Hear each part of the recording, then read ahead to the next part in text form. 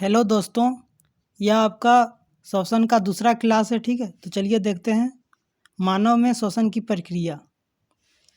तो देखिए, सबसे पहले जो होता है हमारा जो श्वसन होता है यानी कि वायु, जो हमारा वायु होता है वह शरीर के अंदर यह जो आप देख रहे हैं नासा द्वार, इसी के माध्यम से प्रवेश करती है वायु, जिसमें वायुमंडल में क्या होता है, नाइट्रोजन, ऑक्सीजन और कार्बन डाइऑक्साइड। ठीक है, तो इसी नासा द्वार के माध्यम से यह प्रवेश करती है और इस नासा द्वार में महीन महीन बाल पाए जाते हैं और श्लेष्मा यानी कि म्यूकस पाए जाते हैं।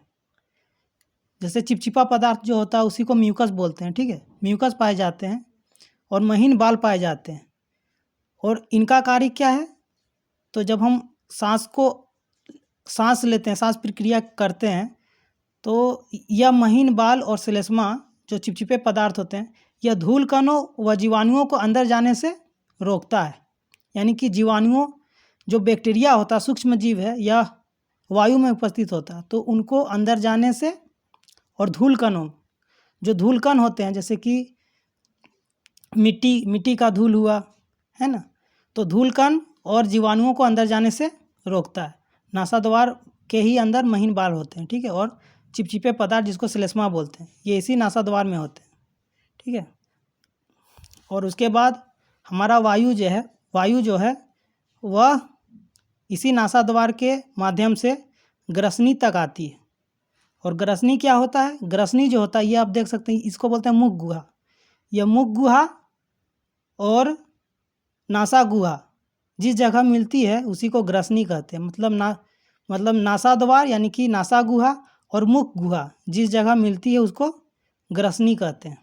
ठीक है, उसके बाद हमारा जो होता है वो होता है स्वर यंत्र यानी कि लैरिंग्स भी बोलते हैं, और ग्रसनी को क्या बोलते हैं, फेरिंग्स भी बोलते हैं। जो हमारा लैरिंग्स होता है यानी कि स्वर यंत्र होता है, यही वह माध्यम है जहाँ से श्वास नली और ग्रास नली को अलग करती है। मतलब श्वास नली और ग्रास नली को अलग करती है। तो यह कौन करता है, तो इसी स्वर यंत्र में एक एपिग्लोटिक्स नामक जो होता है वाल्व पाया जाता है। वाल्व का काम क्या है, बंद करना। इस तरह जब हम भोजन करते हैं तो मुख गुहा से करते हैं और ग्रासनी से होते हुए यह ग्रास नली में चली जाती है जब हम भोजन करते हैं। यह जो होता है वो श्वास नली के पीछे होता है। ठीक है, जब हम भोजन करते हैं तो मुख गुहा से ग्रसनी, फिर ग्रसनी से ग्रास नली जो इस श्वास नली के पीछे होती है। ठीक है, तो यहाँ पर एक वाल्व होता है। वाल्व होगा तभी तो जो हम वायु लेंगे, ऑक्सीजन लेंगे, उसको श्वास नली के माध्यम से, और जब हम भोजन करेंगे तो उसको ग्रास नली के माध्यम से। तो यह इन दोनों को अलग कौन करता है, तो एपिग्लोटिक्स करता है। ठीक है, जो स्वर यंत्र में ही उपस्थित होता है। ठीक है, उसके बाद हमारा होता है श्वास नली, जिसे हम ट्रेकिया भी कहते हैं। तो श्वास नली एक लंबी सीधी नलिका होती है जिसकी लंबाई कितनी होती है, 11 से 12 सेंटीमीटर, और यह वक्ष गुहा के मध्य तक फैली रहती है। यह वक्ष गुहा, ये आप जो देख रहे हैं यही है वक्ष गुहा, हमारा वक्ष है ना, वक्ष। ये वक्ष गुहा के मध्य तक फैली रहती है। कौन, श्वास नली। देखिए यहाँ से लेकर यहाँ तक, और इसकी जो लंबाई होती है वो 11 से 12 सेंटीमीटर तक होती है। ठीक है, और आप देख सकते हैं कि श्वास नली में एक इस प्रकार का, मतलब ऐसा देखिए यहाँ पर ऐसा सी आकार का जो होता है वो अर्धवलय पाया जाता है, जिसे हम उपास्थि के छल्ले बोलते हैं। देखिए यहाँ पर आप देख सकते हैं इस प्रकार का, इस तरह उपास्थि के छल्ले पाए जाते हैं। तो इनका कार्य क्या है, इनका कार्य है श्वास, यदि उपास्थि के छल्ले नहीं रहेंगे तो हमारा जो श्वास नली है वह सिकुड़ जाएगा और वायु को जिधर तिधर हमारा वायु फैल जाएगा।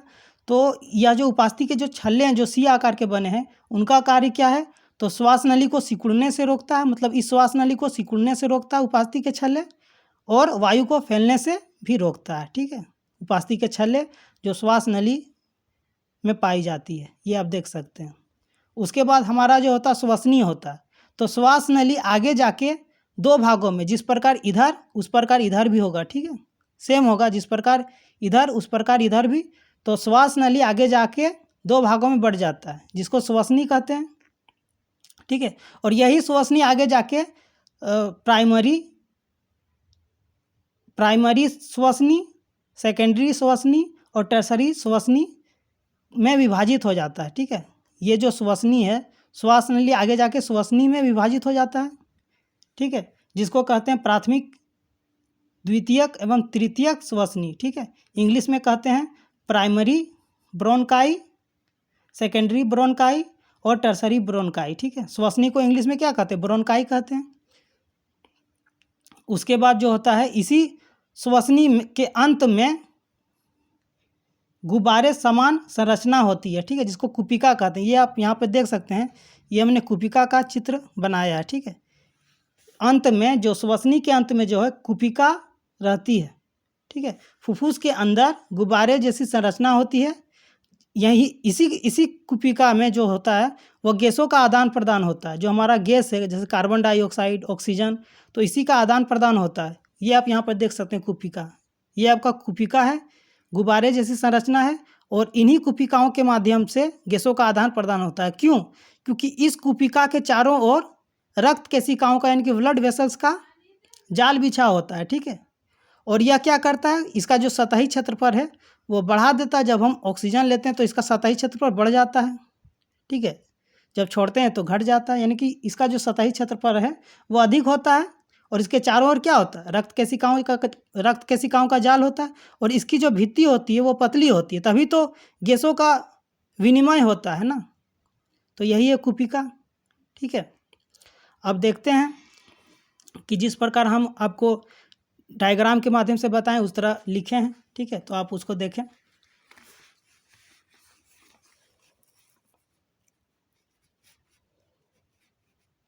देखिए, मानव में श्वसन की प्रक्रिया, तो सबसे पहले क्या होता है, नासाद्वार होता है।